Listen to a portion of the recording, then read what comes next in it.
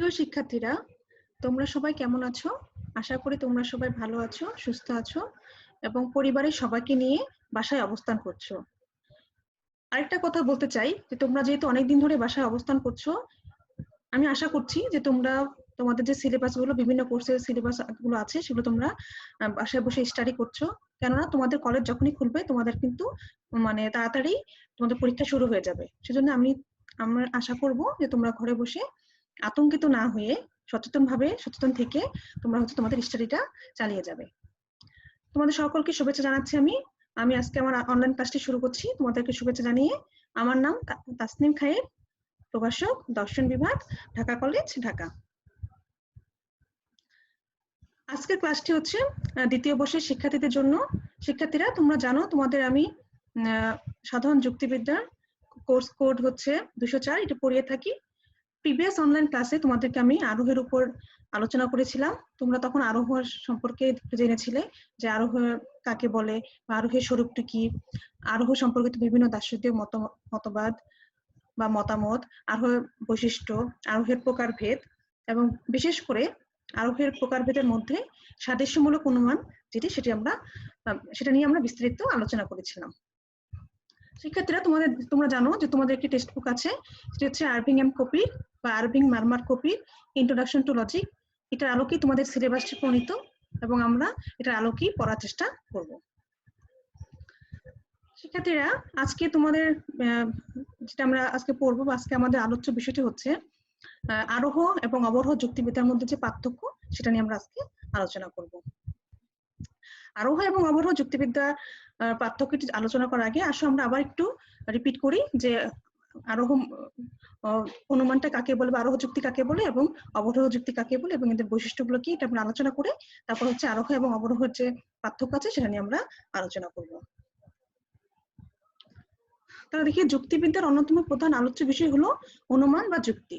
গতানুগতিক যুক্তিবিদ্যায় যুক্তি বা অনুমানকে দুই ভাগে ভাগ করা হয়েছে। এক নম্বর হচ্ছে অবরোহ যুক্তি বা ডিডাকটিভ আর্গুমেন্ট, দুই নম্বর হচ্ছে আরোহ যুক্তি বা ইন্ডাকটিভ আর্গুমেন্ট। যুক্তিবিদ যে কপি তোমরা একটু আগে দেখলে যে টেক্সট বুক তোমাদের ইন্ট্রোডাকশন টু লজিক গ্রন্থে এই দুটো সম্পর্কে বিস্তারিত আলোচনা করেছেন। প্রথমে আসলে আমরা দেখি যে আরোহ অনুমান কাকে বলে বা আরোহ যুক্তি কাকে বলে। যে অনুমান প্রক্রিয়ায় কয়েকটি বিশেষ দৃষ্টান্ত নিরীক্ষণের অভিজ্ঞতার ভিত্তিতে একটি সার্বিক সিদ্ধান্ত টানা হয় এবং সিদ্ধান্ত সব ক্ষেত্রেই আশ্রয় বাক্য থেকে অধিক ব্যাপক হয়ে থাকে, তাকে আরোহ অনুমান বলে। যেমন, রেজা হয় মরণশীল, মধু হয় মরণশীল, জোসেফ হয় মরণশীল, হেনরি হয় মরণশীল, সুতরাং সব মানুষ হয় মরণশীল। তাহলে আমরা দেখতে পাচ্ছি যে কতগুলো বিশেষ বিশেষ দৃষ্টান্ত থেকে আমরা একটি সার্বিক সিদ্ধান্তে আসলাম যে সব মানুষ হয় মরণশীল। অর্থাৎ কি, তোমরা দেখো লক্ষ্য করে যে কয়েকটি বিশেষ দৃষ্টান্ত নিরীক্ষণের অভিজ্ঞতার ভিত্তিতে আমরা একটি সার্বিক সিদ্ধান্তে আসলাম, এটাকে বলা হচ্ছে আরোহ অনুমান। এই অনুমানটি একটি আরোহ অনুমান, কারণ এখানে বিশেষ বিশেষ কয়েকটি দৃষ্টান্ত নিরীক্ষণের অভিজ্ঞতা থেকে সার্বিক সিদ্ধান্তটি টানা হয়েছে। এই সিদ্ধান্ত সব মানুষ হয় মরণশীল এর ব্যাপকতা প্রত্যেকটি আশ্রয় বাক্য থেকেই অধিক বা বেশি। আসলে আমরা আরেকটি উদাহরণ দেখি। দেখো, স্টেটমেন্ট 1 আমরা দেখছি ম্যাঙ্গো ইজ এ ফ্রুট। এটা একটি বিশেষ তোমার বিশেষ হচ্ছে আশ্রয় বাক্য।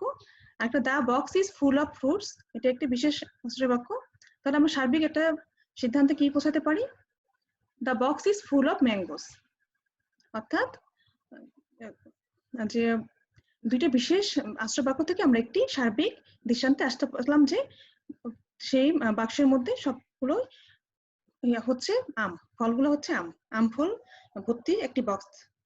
তাহলে এইখানে আমরা দেখতে পাই আরোহ অনুমানে আমরা দেখতে পাই যে সেটি হচ্ছে লজিক্যালি ট্রু হয়, কিন্তু এটা কিন্তু তোমার এই ফলাফলটি বা সিদ্ধান্তটি সবসময় সম্ভাব্য হয়। এটা আমরা কখনো বাস্তবিক পক্ষে একদম সত্য সেটা কিন্তু বলতে পারি না। তাই আমরা বলতে পারি যে আরোহ অনুমানের সিদ্ধান্তটি সম্ভাব্য হয়ে থাকে। বিভিন্ন যুক্তিবিদ হচ্ছে আরোহ সম্পর্কিত আরোহ নিয়ে বিভিন্ন তাদের মত প্রকাশ করেছেন। আমরা এই প্রিভিয়াস ক্লাসে সেই মতগুলো পড়েছিলাম, কিন্তু আজকে আমরা আবার আরো কিছু যুক্তিবিদদের মতগুলো দেখি। যুক্তিবিদ বেনের মতে ঘটনাবলী নিরীক্ষণের মাধ্যমে একটি সার্বিক যুক্তিবাক্যে পৌঁছানো কি আরোহ বলে।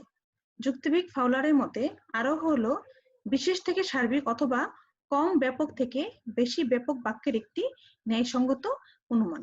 যুক্তিবিদ মিলের মতে আরোহ হচ্ছে মনের সেই প্রক্রিয়া যার সাহায্যে আমরা অনুমান করি যে যাকে আমরা বিশেষ বিশেষ ক্ষেত্রে সত্য বলে জানি তা সব ক্ষেত্রে সত্য হবে। যুক্তিবিদ কার্ভেট রিডের মতে আরোহ বলতে আমরা বুঝি এমন একটি অনুমান যেখানে প্রকৃতির নিয়মাবর্তিতায় বিশ্বাস স্থাপন করে পর্যবেক্ষণের উপর নির্ভর করে আমরা সার্বিক সংশ্লেষক যুক্তিবাক্যে পদার্পণ করি। তাহলে দেখো যে বিভিন্ন যুক্তিবিদ্যার সংজ্ঞাসমূহ বিশ্লেষণ করে আমরা বলতে পারি যে কতিপয় বিশেষ ঘটনা বা বস্তু পর্যবেক্ষণের বাস্তব অভিজ্ঞতার উপর ভিত্তি করে প্রকৃতির নিয়মাবর্তিতা নীতি বা একানুবর্তিতা নীতি ও কার্যকরণ নিয়মের সাহায্যে কোনো সার্বিক সত্য বা নিয়ম প্রতিষ্ঠা করার পদ্ধতিকেই আরোহ বলে। আমরা প্রিভিয়াস ক্লাসে এগুলো নিয়ে ডিটেলস আলোচনা করেছিলাম, আমি আশা করি তোমরা অবশ্যই বুঝতে পারছো। আরোহ যুক্তির স্বরূপ তাহলে আমরা যদি দেখতে পাই তাহলে কি বলতে পারি যে আরোহের প্রকৃত স্বরূপ উপলব্ধি করতে হলে বিভিন্ন যুক্তিবিদদের বক্তব্যকে পর্যালোচনা করতে হবে। গ্রিক দার্শনিক এরিস্টটলের মতে আরোহ হলো বিশেষ বিশেষ দৃষ্টান্তের সহায়তায় সার্বিক বচন প্রতিষ্ঠা করার একটা পদ্ধতি। তার মতে যুক্তি চিন্তনের ক্ষেত্রে আরোহের গুরুত্ব অপরিসীম, কারণ আরোহের মাধ্যমে আমরা সার্বিক সারধর্ম সম্পন্ন নীতিমালাকে আবিষ্কার করি। তিনি আরোহকে বৌদ্ধিক প্রক্রিয়া বলে আখ্যায়িত করেছেন। তিনি আরো বলেন আরোহ অনুমান অল্প কিছু সংখ্যক দৃষ্টান্ত পরীক্ষা করে বিরাট একটি লাভ দিয়ে একেবারে এক জাতীয় সমগ্র দৃষ্টান্ত সম্পর্কে একটি সিদ্ধান্ত অনুমান করা হয়। তাহলে আমরা বলি যে এটা কিভাবে সম্ভব হচ্ছে যে আমরা একটা লাভ দিয়ে সেই বিশেষ বিশেষ কিছু দৃষ্টান্ত থেকে একটা লাভ দিয়ে কিন্তু আমরা সার্বিক সিদ্ধান্তে আসতে পারছি কিভাবে। এই উত্তরে তিনি বলেন আরোহ অনুমানের সিদ্ধান্ত স্থাপনের পূর্বে বিজ্ঞানের দুটি প্রতিষ্ঠিত নিয়ম বা মূল পূর্বানুমানের উপর নির্ভর করতে হয়। তো আমরা প্রিভিয়াস ক্লাসে বলেছিলাম সেই নিয়ম দুটি কি, একটি হচ্ছে প্রকৃতির নিয়মাবর্তিতা নীতি বা একানুবর্তিতা নীতি, আর ২ নম্বর হচ্ছে কার্যকর নিয়ম। আমি আবার একটু বলছি যে প্রকৃতির নিয়মাবর্তিতা নীতিটা হলো সেই নীতি যেখানে প্রকৃতি একই অবস্থা একই সময়ে একই কাজ করে থাকে, অর্থাৎ সবকিছু যদি অপরিবর্তিত থাকে তাহলে আজ যা কাজ করতেছে প্রকৃতি সবসময় প্রকৃতি একই কাজ করে থাকবে। প্রকৃতিতে আসলে খামখেয়ালির কোনো স্থান নেই। আজকে যে আগুন হচ্ছে কোনো কিছুকে দহন করছে, ভবিষ্যতে সব অবস্থা অপরিবর্তিত থাকলে আগুন কিন্তু দহন করেই যাবে, এবং আজকে যে পানি বা জল হচ্ছে তৃষ্ণা নিবারণ করছে, সব অবস্থা যদি অপরিবর্তিত থাকে তাহলে ভবিষ্যতেও পানি হচ্ছে আমাদের তৃষ্ণা নিবারণ করবে। আর কার্যকর নিয়মটা হচ্ছে কি যে প্রত্যেকটা কাজেরই কাজের পিছনে একটা কারণ থাকবে, কারণ ছাড়া কোনো কার্য হয় না, কারণ পৃথিবীতে শূন্য থেকে শূন্যের উৎপত্তি হয়, সেজন্য প্রত্যেকটা কাজের পিছনে একটা কারণ থাকবে। এই দুইটা নিয়মের উপর ভিত্তি করে আমরা আসলে আরোহের যে সিদ্ধান্ত এটাকে আসতে পারি। যে বললো যে লাভ দিয়ে আসি, এই যে লম্ফটা যে আরোহীর লম্ফটা, এই দুটোর উপর নির্ভর করে আমরা আসলে এটা সিদ্ধান্তে আসতে পারি। আধুনিক প্রাচ্য দার্শনিক বেকনের মতে আরোহ একটা পদ্ধতি যার মাধ্যমে জানা সত্য থেকে অজানা সত্যে উপনীত হওয়া যায়। পর্যবেক্ষণ হচ্ছে আরোহের মূল বৈশিষ্ট্য। অর্থাৎ বেকন কিন্তু পর্যবেক্ষণকেই আরোহের মূল বৈশিষ্ট্য বলছেন। পর্যবেক্ষণ বলতে কিন্তু সেই নিরীক্ষণটাকে আমরা বুঝতেছি আর কি। তার এই মত একাধিক মহল থেকে সমালোচিত হয়েছে। তাদের মতে বেকনের মতবাদে নতুন বলে কিছুই নেই। এখন আমরা দেখি যে আই এম কপি কি বলছেন। আরভিং এম কপির মতে আরোহ যুক্তিতে আশ্রয় বচনের সত্যতার সিদ্ধান্তের সত্যতার ভিত্তি হিসেবে কাজ করে না। তাই বৈধ ও অবৈধ শব্দ দুটি অবরোহ যুক্তির ক্ষেত্রে যে অর্থে প্রযোজ্য আরোহ যুক্তির ক্ষেত্রে সে অর্থে প্রযোজ্য নয়। আরোহ যুক্তির ক্ষেত্রে আশ্রয় বচন সিদ্ধান্তে সত্য হওয়ার পক্ষে সমর্থন প্রদান করলেও আশ্রয় বচন থেকে প্রাপ্ত সিদ্ধান্ত সম্ভাবনার মাত্রা নির্দেশ করে মাত্র। এক্ষেত্রে আরোহ যুক্তির সিদ্ধান্ত কেবল সত্য হতে পারে বা সত্য হওয়ার সম্ভাবনা প্রকাশ করতে পারে। তাই বলা যায় আরোহ যুক্তি হলো সম্ভাবনার মাত্রা নিরূপণের নিয়মাবলী। যেহেতু হচ্ছে আমরা আরোহের ক্ষেত্রে প্রকৃতির নিয়মাবর্তিত নীতি এবং কার্যক্রম সম্পর্কের ভিত্তিতে আমরা হচ্ছে সিদ্ধান্তটা নিয়ে থাকি, সেক্ষেত্রে সেটা সিদ্ধান্তটি সবসময় সম্ভাব্য হয়। আর যেহেতু আর তোমরা নিচে অবরোহ ক্লাসগুলো করেছো, অবরোহতে আমরা কি করি সেটা হচ্ছে আমরা একটা নিয়ম ফলো করে সিদ্ধান্তটি আনি, সেজন্য সেখানে হচ্ছে বৈধ এবং অবৈধ শব্দ দুটি প্রয়োগ করা হয়। কিন্তু আরোহের ক্ষেত্রে সেটা হয় না। আরোহের ক্ষেত্রে সিদ্ধান্তটি একটি সম্ভাব্য হয়, সিদ্ধান্ত একটু সম্ভাব্য হয়। যদি আমরা বেশি নিরীক্ষণ করতে পারি তাহলে সিদ্ধান্তের সম্ভাবনা মাত্রা বেড়ে যায়, যদি আমরা কম নিরীক্ষণ করি তাহলে কিন্তু সিদ্ধান্তের যে সম্ভাবনা মাত্রা সেটা কম হয়। আর যেহেতু অবরোহের ক্ষেত্রে হচ্ছে তোমার একটি নিয়ম ফলো করে হচ্ছে তোমার সিদ্ধান্ত আনা হয়, সেজন্য সেক্ষেত্রে যুক্তি বৈধ বা অবৈধ হয়ে থাকে। আরোহ যুক্তির বৈশিষ্ট্যগুলো আমরা দেখি যে সিদ্ধান্ত সবসময় আশ্রয় বাক্য থেকে বেশি ব্যাপক হয়। তোমরা একটু আগে দেখলে আকারগত ও বস্তুগত উভয় সত্যতাই এই যুক্তির লক্ষ্য, কারণ আমরা এখানে আকারগত এবং বস্তুগত উভয় সত্যটাই আরোহ যুক্তিতে করা হয় লক্ষ্য। এবং আশ্রয় বাক্যগুলো বাস্তব অভিজ্ঞতা জগৎ থেকে সংগ্রহ করা হয় এবং সেগুলো অবশ্যই সত্য হতে হয়। এরূপ যুক্তির সিদ্ধান্তের ভিত্তি আশ্রয় বাক্যের মধ্যে নিহিত থাকে না, বরং তা নিহিত থাকে বাস্তব ঘটনা পর্যবেক্ষণের উপর, এবং এই সিদ্ধান্ত আশ্রয় বাক্য থেকে অনিবার্যভাবে নিশ্চিত হয় না। তোমরা দেখো যে আমরা দেখলাম যে রাম হয় মননশীল, করিম হয় মননশীল, যদু হয় মননশীল, অতএব সকল মানুষ হয় মননশীল। আমরা এখানে কি করলাম, বাস্তব অভিজ্ঞতার ভিত্তিতে কিন্তু আমরা হচ্ছে এই প্রাণীর সাথে যে মননশীলতার ব্যাপারটা, সেটা কিন্তু আমরা বাস্তব অভিজ্ঞতার ভিত্তিতে দেখে এক লাফে কিন্তু সেই বিশেষ বিশেষ আশ্রয় বাক্য থেকে একটি সিদ্ধান্ত আসতে পারলাম। তার মানে কি, এখানে আমাদের কিন্তু অভিজ্ঞতা জগৎকে কাজে লাগাতে হয়েছে, তার মানে প্রকৃতির নিয়মটাকে কাজে লাগাতে হয়েছে, এবং কার্যকারণ যে নীতি, যে প্রাণ থাকলেই হচ্ছে মৃত্যু আছে, সেটাও কিন্তু আমরা একটা কার্যকর নিয়ম মেনে আমরা কিন্তু সেই সিদ্ধান্তটি নিয়েছি আরোহের ক্ষেত্রে। 4 নম্বর দেখো যে আরোহমূলক লম্ফ অবস্থান করে, কারণ প্রত্যেকটা মানুষের মৃত্যু বা প্রত্যেকটা ঘটনা কিন্তু আমাদের পক্ষে নিরীক্ষণ করা সম্ভব হয় না। সেজন্য কিছু বিশেষ বিশেষ কিছু দৃষ্টান্ত আমরা পর্যবেক্ষণ করে কিন্তু একটা সিদ্ধান্তে আসি বা একটা লাভ দিই, সার্বিক একটা সিদ্ধান্তে চলে আসি। সেজন্যই বলা হচ্ছে যে আরোহমূলক লম্ফটা আরোহের একটি অন্যতম প্রধান বৈশিষ্ট্য।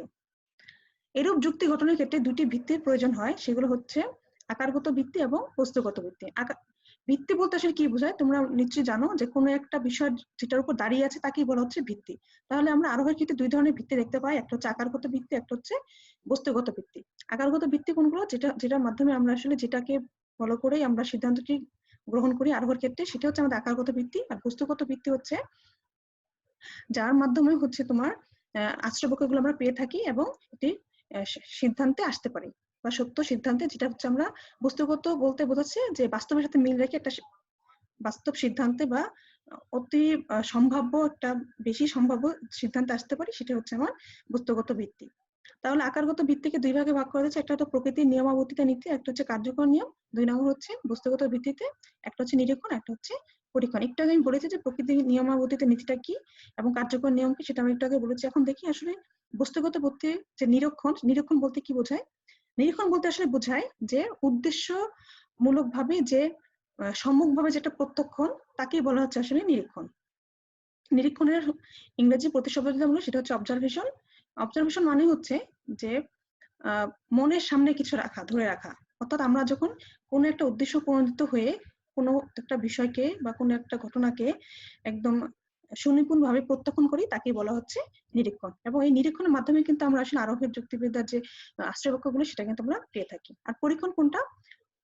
পরীক্ষণটা এক ধরনের নিয়ন্ত্রণ নিরীক্ষণ, কিন্তু সেটা হচ্ছে তোমার একটা পরীক্ষাগারে যন্ত্রপাতির সাহায্যে, যেখানে আমরা কৃত্রিম পরিবেশে করে থাকি, সেটা হচ্ছে পরীক্ষণ। আর নিরীক্ষণটা প্রাকৃতিক পরিবেশে হয়ে থাকে, আর পরীক্ষণটা হয়ে থাকে নিরীক্ষণ পরিবেশ। তার মানে কি, আরোহ যুক্তির ক্ষেত্রে আমরা দুটো যে ভিত্তি পেলাম, সেই ভিত্তিকে কাজে লাগিয়ে আমরা আসলে বিশেষ বিশেষ দৃষ্টান্ত থেকে আমরা হচ্ছে সার্বিক সিদ্ধান্তটা প্রতিষ্ঠা করি। এখন আমরা দেখি যে অবরোহ অনুমান কাকে বলে। যে অনুমান প্রক্রিয়ায় এক বা একাধিক আশ্রয় বাক্য থেকে সিদ্ধান্ত টানা হয় এবং সিদ্ধান্ত কখনো আশ্রয় বাক্য থেকে অধিক ব্যাপক হতে পারে না, তাকে অবরোহ অনুমান বলে। অবরোহ অনুমানের সিদ্ধান্ত বেশিরভাগ পক্ষেই হচ্ছে আশ্রয় বাক্যের সমান হতে পারে মাত্র, কখনো অধিক ব্যাপক হতে পারে না। যেমন সব মানুষ হয় মরণশীল, রেজা হয় মানুষ, রেজা হয় মরণশীল।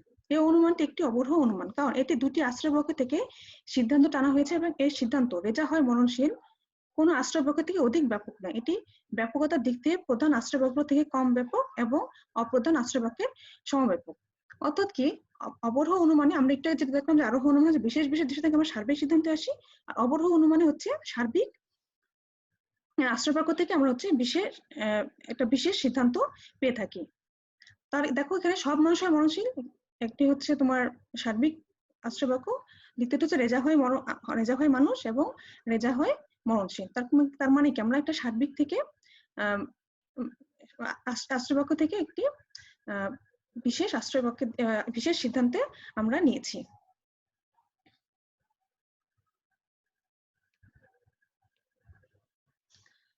আমরা যদি আরেকটা উদাহরণ দেখি, যে অল ম্যাঙ্গোস আর ফ্রুটস। 2 নম্বর যে আশ্রয় বাক্য থেকে অল ফ্রুটস হ্যাভ সিডস, সিদ্ধান্তে বলতে পারি, কনক্লুশনে বলতে পারি ম্যাঙ্গোসেস হ্যাভ সিডস।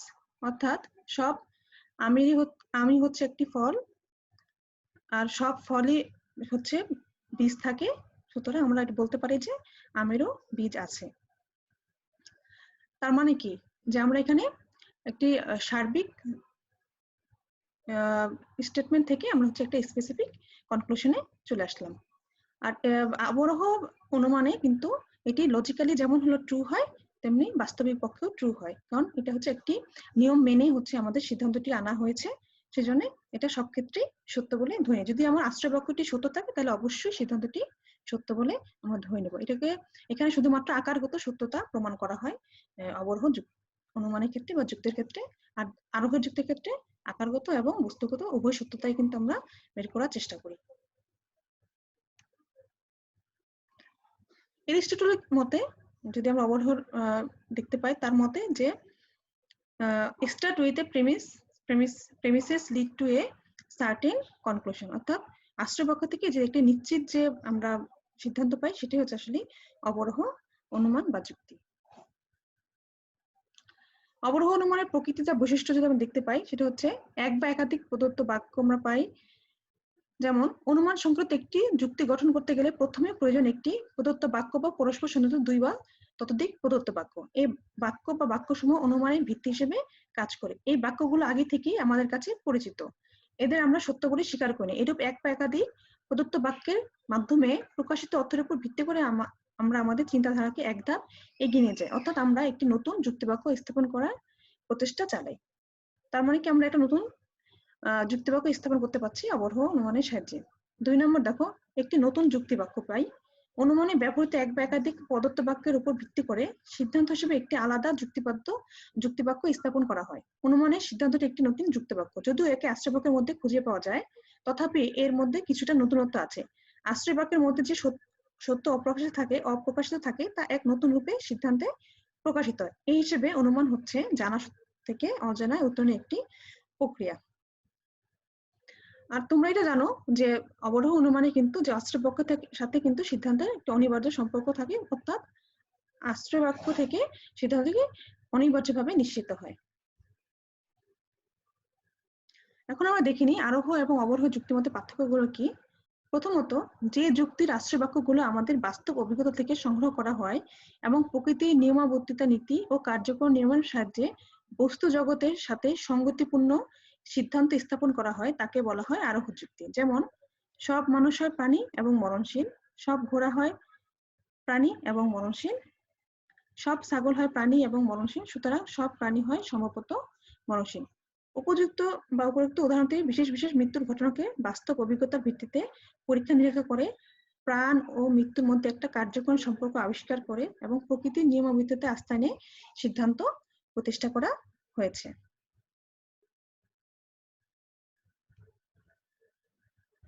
আর অন্যদিকে যে যুক্তির আশ্রয় বাক্যগুলোকে স্বীকার করে নিয়ে যুক্তির নিয়ম কানুন যথাযথভাবে অনুসরণ করে সিদ্ধান্ত স্থাপন করা হয়, তাকে বলা হচ্ছে অবরোহ যুক্তি। যেমন, সব প্রাণী হয় মরণশীল, সব বাঘ হয় প্রাণী, সুতরাং সব বাঘ হয় মরণশীল। আমরা এখানে একটা জিনিস দেখতে পারি যে তারা আসলে দুই ভাবে পার্থক্য করা যায় অবরোহ এবং আরোহ অনুমানকে। একটা হচ্ছে স্ট্রাকচার অর্থাৎ গঠন প্রণালীর দিক থেকে, একটা হচ্ছে স্ট্রেংথ অফ কনক্লুশন অর্থাৎ সিদ্ধান্তের যে শক্তিশালী সিদ্ধান্ত সেটার উপর ভিত্তি করেও করা হয়। তাহলে আমরা একটু আগে দেখলাম যে অবরোহ অনুমানে কিন্তু সার্বিক থেকে বিশেষে যাচ্ছে এবং আরোহী হচ্ছে বিশেষ থেকে সার্বিকে যাচ্ছে। তাহলে আমরা প্রথমে যদি একটা উদাহরণ দেখি অবরোহ অনুমানের, যে প্রথম আশ্রয় বাক্যের প্রথমে যে mister Moffat always wears black shoes to work, premises 2, Mr. Moffat will be coming to work on Friday, therefore conclusion হচ্ছে mister Moffat will wear black shoes on Friday. এখানে কিন্তু আমাদের একটা, যদি আমরা নিয়ম ফলো করে এখানে আমরা হচ্ছে সিদ্ধান্তটি টেনেছি, তাহলে সেক্ষেত্রে কিন্তু আমাদের এখানে কনক্লুশনটা হচ্ছে মাস্ট বি ট্রু। দেখো এখানে লেখাই আছে যে conclusion of deductive arguments must be true if the premises are true. যদি তোমার আশ্রয় বচনগুলো সত্য হয় তাহলে সিদ্ধান্তটি অবশ্যই সত্য হয়েই থাকবে। আর ইন্ডাকশনের ক্ষেত্রে বা আরোহের ক্ষেত্রে দেখো উদাহরণটি, প্রথম প্রেমিসেস যে mister Moffat wear black shoes to work on Monday. 2 number premises যেটা mister Moffat wear black shoes to work on Tuesday. Premise 3 আশ্রয় বাক্য 3 নম্বর যেটা mister Moffat wear black shoes to work on Wednesday, mister 4 number দেখি, mister Moffat wear black shoes to work on Thursday, therefore mister Moffat always wears black shoes to work. অর্থাৎ এখানে কিন্তু আমরা প্রত্যেকটা মানডে, টিউসডে, ওয়েডনেসডে মানে সোমবার, মঙ্গলবার, বুধবার, বৃহস্পতিবার সব দিনই আমরা দেখতে পাচ্ছি যে হলো মিস্টার মোফাট হচ্ছে কালো জুতা পরে আসেন, তার মানে সে হচ্ছে প্রতিদিনই হচ্ছে তার কর্মক্ষেত্রে হচ্ছে কালো জুতা পরে আসবেন। কিন্তু এখানে কিন্তু সবগুলো সত্য হলো শুক্রবারে যদি সে কালো জুতা না পরে অথবা যদি অন্য কোনো জুতা পরে, তাহলে কিন্তু সেই আমাদের যে কনক্লুশনটা সেটা কিন্তু মিথ্যা হতে পারে বা সত্য হতে পারে, মিথ্যা হতে পারে। যে শুক্রবারে সে কি পরে সেটা কিন্তু আমরা এখনো দেখিনি। তার মানে কি এখানে তোমার সিদ্ধান্তটা কিন্তু সম্ভাব্য। অর্থাৎ এখানে দেখো, conclusions of inductive arguments are only ever probabilistic, never certain. অর্থাৎ আমরা নিশ্চিত করে এটার সিদ্ধান্তটা আনতে পারি, এটা একটা সম্ভাব্য সিদ্ধান্ত। তাহলে আরোহের ক্ষেত্রে আমরা দেখছি যে যেটা যাচ্ছে হচ্ছে বিশেষ থেকে সার্বিকে যাবে এবং হচ্ছে সেটার সিদ্ধান্তটি সম্ভাব্য হবে, এবং অবরোহের ক্ষেত্রে হচ্ছে সার্বিক থেকে বিশেষে যায়, সেটা সিদ্ধান্তটা হচ্ছে তোমার ট্রু হয় সবসময়, সেটা নিশ্চিতভাবে সত্য হয়। তাহলে এখানে তোমরা স্ট্রাকচার দেখছি যে অবরোহের ক্ষেত্রে moves from general to specific, induction হচ্ছে moves from specific to general. আর হচ্ছে যদি আমি সিদ্ধান্তের যে শক্তিশালী যে সিদ্ধান্ত বা সেটাকে দেখতে পাই, সেখানে হচ্ছে যে conclusion necessarily true if premises are true, induction conclusion only ever probabilistic, অর্থাৎ সম্ভাব্য। এতক্ষণ আমরা যে আলোচনা করলাম সেখানে আমরা দেখতে পেলাম যে আরোহ যুক্তির ক্ষেত্রে বিশেষ আশ্রয়বাক্য থেকে সার্বিকে যায়, অবরোহের ক্ষেত্রে সার্বিক আশ্রয় থেকে বিশেষ সিদ্ধান্ত অনুষ্ঠিত হয়। কিন্তু গতানুগতিক যুক্তিবিদরা এটার মাধ্যমে কিন্তু আরোহ এবং অবরোহকে হচ্ছে পার্থক্য করার চেষ্টা করেন, কিন্তু কপির মতে সেটা কিন্তু নয়। কপি বলেন যে এভাবে আসলে আরোহ বা অবরোহকে এইভাবে সার্বিক থেকে বিশেষ বা বিশেষ সার্বিক কিভাবে আসলে পার্থক্যটি করা যায় না। তার মতে, কপির মতে একটি বৈধ আরোহ যুক্তির ক্ষেত্রে সার্বিক বা সাধারণ আশ্রয়বাক্য সমূহের অনুরূপ সিদ্ধান্ত সার্বিক বা সাধারণ বচন হতে পারে, এবং একইভাবে একটি বৈধ অবরোহ যুক্তির ক্ষেত্রে বিশেষ বচন রূপ সিদ্ধান্তের মতো আশ্রয় বচনও বিশেষ বচন হতে পারে। অর্থাৎ যে একটি বৈধ অবরোহের ক্ষেত্রে যে আশ্রয় বাক্য যদি সার্বিক হয় তাহলে সিদ্ধান্ত সার্বিক হতে পারে, আবার আশ্রয় বাক্য যদি বিশেষ হয় সিদ্ধান্ত বিশেষ হতে পারে। দেখো উদাহরণ দিয়ে, প্রথম উদাহরণ দেখো, সকল প্রাণী হয় মরণশীল, সকল মানুষ হয় প্রাণী, সুতরাং সকল মানুষ হয় মরণশীল। অর্থাৎ এখানে কিন্তু আমি সার্বিক আশ্রয় বাক্য এবং সার্বিক বচন সিদ্ধান্ত পেলাম। আবার দ্বিতীয় নম্বরে দেখো, যদি রফিক হয় মানুষ হয় তবে রফিক মরণশীল হবে, রফিক একজন মানুষ সুতরাং রফিক মরণশীল। অর্থাৎ এখানে কিন্তু প্রত্যেকটা আশ্রয় বচনের যেমন বিশেষ এবং সিদ্ধান্তটি কিন্তু বিশেষ হয়েছে। তার মানে কি অবরোহের ক্ষেত্রে যে শুধুমাত্র যে সার্বিক থেকে বিশেষ যাবে সেটা কিন্তু নয়, সার্বিক থেকে সার্বিক হতে পারে, আবার বিশেষ থেকে আশ্রয় বচনগুলো বিশেষ হলে সিদ্ধান্তটি বিশেষ হতে পারে।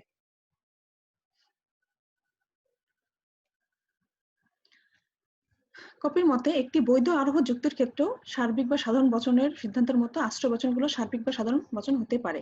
অর্থাৎ এখানে আরোহের ক্ষেত্রে, বৈধ আরোহের ক্ষেত্রেও কিন্তু সিদ্ধান্ত আশ্রয় বাক্যগুলো সার্বিক হতে পারে এবং সিদ্ধান্ত হলো সার্বিক বা সাধারণ হতে পারে, সাধারণ বচন হতে পারে। যেমন সকল গরু হয় স্তন্যপায়ী এবং ফুসফুসের অধিকারী, সকল ঘোড়া হয় স্তন্যপায়ী এবং ফুসফুসের অধিকারী, সকল মানুষ হয় স্তন্যপায়ী এবং ফুসফুসের অধিকারী, সুতরাং সম্ভবত সকল স্তন্যপায়ীরা ফুসফুসের অধিকারী। তার মানে কি আমরা কিন্তু এখানে সার্বিক থেকে সার্বিক দেখতে পাচ্ছি, অর্থাৎ আশ্রয় বচনগুলো সার্বিক এবং এই সিদ্ধান্তটাই সার্বিক হচ্ছে।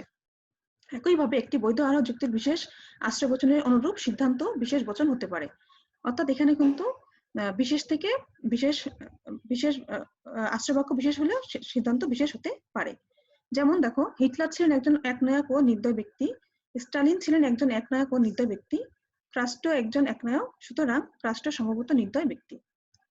কাজেই উল্লেখিত দৃষ্টান্তসমূহে আমরা বলা যায় যে অবরোহ যুক্তি সার্বিক আশ্রয় বচনের ভিত্তিতে সিদ্ধান্ত হিসেবে বিশেষ বচন অনুমান করে। এই বক্তব্য যেমন সন্তোষজনক নয়, তেমনি আরোহ যুক্তিতে বিশেষ আশ্রয় বচন থেকে সিদ্ধান্ত হিসেবে সার্বিক বচন গৃহীত হয়, এই বক্তব্য গ্রহণযোগ্য নয়। অর্থাৎ আরোহ এবং অবরোহ ক্ষেত্রে দুটোই কিন্তু হতে পারে। এটা হলো কপির মত। তিনি গতানুগতিক যুক্তিবিদ্যা যে এই আরোহ এবং অবরোহ ক্ষেত্রে সার্বিক এবং বিশেষ যে এটা দেখেন পার্থক্য দেখেন, সেটাকে উনি বাতিল করতে দিচ্ছেন, এবং তিনি এগুলো এই উদাহরণগুলোর মাধ্যমে এটা বোঝাতে চেয়েছেন যে সব ক্ষেত্রেই সেটা হতে পারে। কপির মতে আরোহ এবং অবরোহ যুক্তির মধ্যে যে মৌলিক পার্থক্য সেটা নিহিত রয়েছে আশ্রয়বচন ও সিদ্ধান্তের সম্পর্কের মধ্যে। আরোহ যুক্তিতে আশ্রয়বচন ও সিদ্ধান্তের মধ্যে অনিবার্য সম্পর্ক বিদ্যমান নেই। এখানে আশ্রয়বচনগুলো যেহেতু বাস্তব অভিজ্ঞতার ভিত্তিতে সংগ্রহ করা হয়, তাই এখানে যুক্তির বৈধতা যাচাই করা হয় না, বরং সিদ্ধান্তের সম্ভাব্যতার মাত্রা নিরূপণ করা হয়, এবং সিদ্ধান্তের সম্ভাব্যতার যেসব আশ্রয়বচনের বস্তুগত সত্যতার উপর নির্ভরশীল সেসব আশ্রয়বচনের সংখ্যা বৃদ্ধি করা হলে সিদ্ধান্তের সম্ভাব্যতার মাত্রা হ্রাস বৃদ্ধি ঘটতে পারে। অর্থাৎ এটা কি বলা হচ্ছে যে কপির মতে আশ্রয়বচন যে আমরা এতক্ষণ যে পার্থক্য দিলাম সেটা তার মধ্যে আসলে মৌলিক পার্থক্য নিহিত রয়েছে যে আশ্রয়বচন এবং সিদ্ধান্তের মধ্যে যে সম্পর্ক সেটার মধ্যে আসলে অবরোহ এবং আরোহ যুক্তির মধ্যে পার্থক্যটি নিহিত রয়েছে। এবং আরোহের ক্ষেত্রে আমরা কি দেখি যে আশ্রয়বচন এবং সিদ্ধান্তের মধ্যে অনিবার্য কিন্তু কোনো সম্পর্ক নেই। যদি আমরা আশ্রয়বচনের মধ্যে এমন কোনো বস্তুগত সত্যতা যদি বেশি মানে নিরীক্ষণ ইয়েটা যদি বেশি হয়, নিরূপণ করতে পারি, তাহলে কিন্তু আশ্রয়বচনের সম্ভাব্য হওয়ার মাত্রা বৃদ্ধি পায়। আবার যদি আশ্রয়বচনের সংখ্যা কম হয় তাহলে কিন্তু সেটার সম্ভাবনার মাত্রাটাও কমে যায়। অর্থাৎ এখানে হচ্ছে সম্ভাবনার আরোহের ক্ষেত্রে সম্ভাবনার মাত্রা হ্রাস বৃদ্ধি ঘটে। অর্থাৎ আশ্রয়বাক্য এবং সিদ্ধান্তের ক্ষেত্রে কিন্তু এটা সম্পর্কের মাধ্যমে এই পার্থক্যটা আমরা করতে পারি আরোহ এবং অবরোহের ক্ষেত্রে। যদি আমরা আরোহের একটি উদাহরণ দিই, এর মাধ্যমে বুঝতে পারি। দেখা যাক যে কি বলে। অধিকাংশ কর্পোরেশন আইনজীবী রক্ষণশীল। বার্নিস মেলকম একজন কর্পোরেশন আইনজীবী, সুতরাং বার্নিস মেলকম সম্ভবত রক্ষণশীল। এটি আরোহ অনুমান একটি যথার্থ যুক্তি। এর প্রথম বচনটি সত্য যে অধিকাংশ কর্পোরেশন আইনজীবী রক্ষণশীল। এক্ষেত্রে দ্বিতীয় বচন যদি সত্য হয় তাহলে এর সিদ্ধান্ত মিথ্যা হওয়ার পরিবর্তে সত্য হবে। কিন্তু এর সাথে অন্য কোনো আশ্রয়বচনকে যুক্ত করলে যুক্তিটি অধিক দুর্বল বা অধিক সবল হতে পারে। যেমন দেখো, যদি আলোচ্য যুক্তির আশ্রয়বচনগুলোর সাথে আমরা যুক্ত করি বার্নিস মেলকম আমেরিকান গণতান্ত্রিক আন্দোলনের একজন কর্মকর্তা এবং আমেরিকান গণতান্ত্রিক আন্দোলনের কোনো কর্মকর্তা রক্ষণশীল নন, তাহলে বার্নিস মেলকম রক্ষণশীল এই সিদ্ধান্তটি আর সম্ভাব্য থাকে না। কারণ হচ্ছে যদি আমরা বলি যে সে হচ্ছে রক্ষণশীল, আবার যদি তাকে আমেরিকান গণতান্ত্রিক আন্দোলনের একজন কর্মকর্তা বলে, কারণ আমেরিকান যারা গণতান্ত্রিক আন্দোলনে ছিলেন তারা কিন্তু রক্ষণশীল নন, তাহলে সেক্ষেত্রে যে সিদ্ধান্ত সেটা কিন্তু আর সম্ভাব্য অতিমাত্রা সম্ভাব্য হচ্ছে, তখন এটার ইয়েটা কমে যাচ্ছে, সম্ভাবনার মাত্রাটা কিন্তু কমে যাচ্ছে আমাদের যে সিদ্ধান্তটির।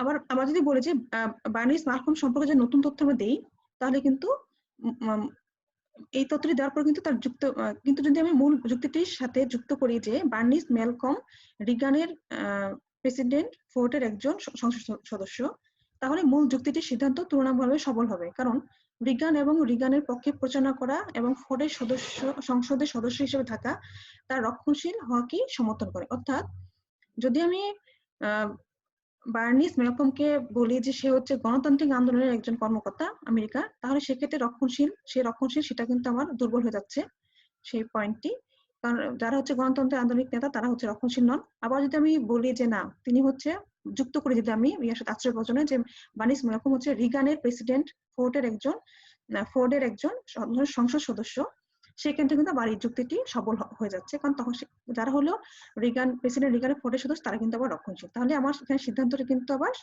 সবল হচ্ছে। তার মানে কি, আমরা যদি নিরীক্ষণের মাত্রা এবং হচ্ছে কোনো যদি আশ্রয়বচনে কোনো কিছু সংযুক্ত করি বা কমিয়ে দিই, তাহলে সেক্ষেত্রে কিন্তু সিদ্ধান্তের মাত্রা হ্রাস বৃদ্ধি ঘটে থাকে, যেটা আমরা উদাহরণে দেখতে পেলাম।